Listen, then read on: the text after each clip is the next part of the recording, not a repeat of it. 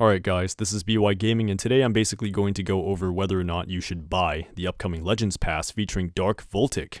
Right, our boy here, Dark Voltaik, looking really sick. But should you buy the Legends Pass, and how good is Dark Voltaik? Well, overall, I'm just going to say straight away, no, you shouldn't buy the Legends Pass, alright? Now, if you want to know why, I'm going to get into that later into the video, so stick around if you want to find out exactly why, alright? So yeah, that being said, let's get into the main video. So here is Dark Voltaik, which is going to be the featured monster of the paid Legends Pass. So if you want Dark Voltaik, you have to pay 20 bucks, okay? So that's just the way it is. This is not a free-to-play monster. You cannot get him in any way except for paying 20 bucks. So yeah, I mean, now it all comes down to whether or not this guy's actually good. Is he worth 20 bucks in the first place? And as I just mentioned before, the answer is an absolute no, okay? Now let me explain that.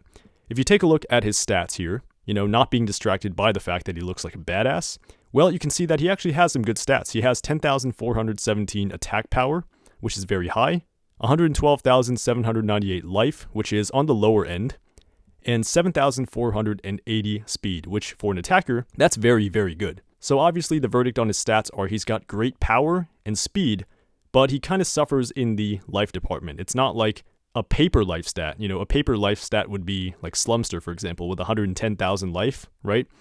So it's not something to that degree, but it's still not that great, alright? So yeah, that's my verdict on the stats. Now taking a look at the traits, you can see that he's got Hardened at rank 0, which is not fantastic because all it does is just block off negative status effects from hitting you 1/5 of the time. Way too unreliable to actually be of use. Rank 1, he has Possession immunity, which again, it's pretty good because Possession is one of those pesky negative effects that can really ruin you if you're not immune to it, because it takes over your monster and then your monster just does something against your will the next turn, which is, you know, potentially could lose you the match. So the fact that he is actually immune to that is pretty cool. But again, it's still somewhat conditional, and it would have been cooler if he was just immune to control in general. But alas, he just has immunity to possession, so that's what we're going to get. And again, that's not fantastic. But anyways, that's what he gets at rank 1. At rank 3, he gets Status Caster Dodge Area, and you might be saying like, whoa, wait, he gets Dodge Area? So why is he not worth getting? Well, because it's a Status Caster. It's not a trait where you get it the entire battle. It's just a Status Caster. So that's not fantastic, right? You might say, oh, well, you know, it might be useful if you just have him hide behind a Megaton, as always, right?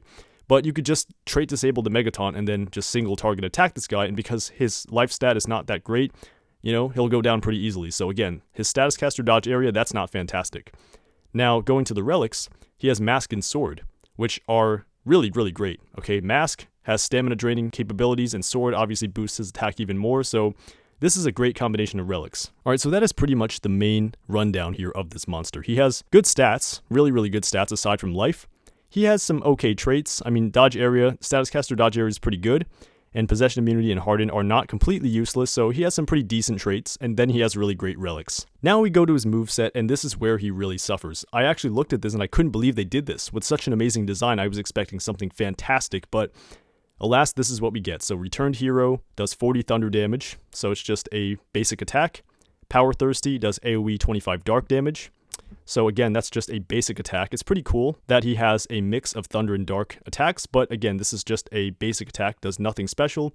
20,000 volts, 35 thunder damage, plus self extra turn. So he has extra turn moves, which is not fantastic. Next we have Corrupted Energy, self 50% stamina restore, plus 50% life removal plus extra turn. Okay, now on the Chinchilla Leaks page, it actually said it's going to be 50% self life removal. So I don't know if that's actually true, but either way, it's still not fantastic because a 50% life removal is still kind of blocked hard by shields and stuff. So if you're fighting a Megaton with access to shields, this really isn't all that great. And it's a single target attack, so it doesn't stack against Megatons like an AoE percentage removal attack. So this isn't really fantastic either way, but if it takes away 50% of your life, that's just awful. Okay, now let's keep on going. Alright, so next we have Dark Assault, which does 15 dark damage plus self extra turn. Again, that's not fantastic, but moving on, we have Resentment Fog, self dodge area plus AoE dark weakness. So that is actually a pretty decent move, considering that it is a pretty good setup move. It does give you dodge area, so you can potentially keep yourself alive for longer, and it actually applies AoE dark weakness so that you can do extra damage with your other teammates if they have dark attacks or, you know, whatever the case may be. So that's a pretty decent move. Resentment Fog is perhaps the best move on him that I've seen so far. Next we have 50,000 volts, which does 50 thunder damage plus self extra turn. So it's again just another self extra turn move, does nothing extra, just, you know, damage output. Next we have Dark Shocks, 35 dark damage plus AoE 20 dark damage, plus self extra turn. So it does damage to one enemy, then all enemies, and it gives you an extra turn. That's pretty okay, but again, it's just damage. So yeah, this guy has raw damage output that's very good, but at the same time, dark attacks, you can still block with Mouseron, for example, right? So that's not all that great. Next, we have his special, which is Blackout, right? So this is AoE PER, so it takes away positive effects from all enemies, does 50 dark damage, and then applies Corrupted to everyone. So basically, if the enemies do not have immunity to control or immunity to possession or corrupted like he does, well then basically you can mess with the enemy's strategy. But again, this is just a special and the spawn rate is very low, so that's not something I even consider. So now that we've covered his moveset, I'm pretty sure you can see why this isn't all that great. Basically, he has access to a lot of vanilla attacks with no actual effects other than self extra turn, which basically allows him to move again. But this is hard countered by anticipation or monsters that have anticipation. So, you can basically give the opponent a free turn every time you were otherwise supposed to give yourself a free turn. And that can basically mean your downfall. If you're fighting against monsters that have anticipation, you're basically just giving the enemy free turns. And why would you want to do that, right? And I guess the best thing on him is the Resentment Fog move, the self-dodge area, and AoE Dark Weakness. That could be taken advantage of in some way. But everything else besides that really isn't all that great in my opinion. Okay, so that's pretty much it, and I really don't think that this is fantastic in any way. So yeah, guys, that's going to be my verdict on Dark Voltaik and the upcoming Legends Pass and why I don't believe you should purchase this for $20. I don't think it's worth it at all, unless you just want to add the monster to your collection for some specific reason. Maybe you like Voltaik, maybe you like the design. I understand that kind of mentality, so if that's you, then go ahead. But practically, I don't believe there's any reason to blow 20 bucks on this because it's just not worth it in my opinion. So on the topic of Legends Passes, I also want to say that they're almost never worth investing in as a late game player for any practical purposes, because I believe at that point, you're already far enough into the point where you can generate enough resources to do whatever you want, and most monsters are pretty much accessible to you at that point if you have the breeding jokers and the right combinations and stuff like that, right?